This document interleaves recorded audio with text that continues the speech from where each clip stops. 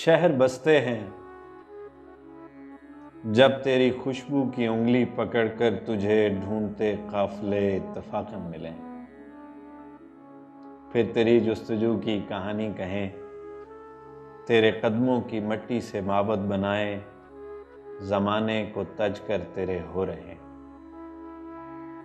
रात पड़ती है जब चांद तारे खुली खिड़कियों से उतर कर तेरी बंद आंखों में बहती हुई नींद से आसमां ज़ादियों के लिए ख्वाब के सुर्ख मोती चुने।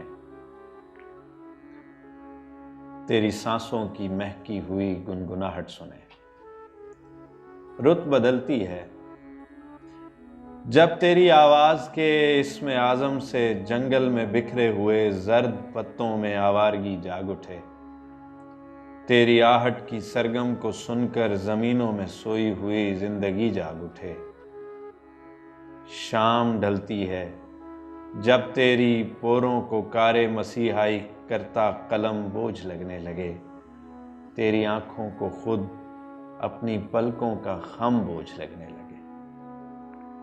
झील बनती है जब चोटियों पर तेरे कहकहों की खनक बर्फजारों के नगमों की हमसाज हो। धूप झरनों के पानी में बहती चली आए वादी में गर तेरी आवाज हो। सांस रुकती है, सांस रुकती है अब तो तेरे शहर में रहने वालों की खातिर तेरी दीद हसरत से बढ़कर नहीं।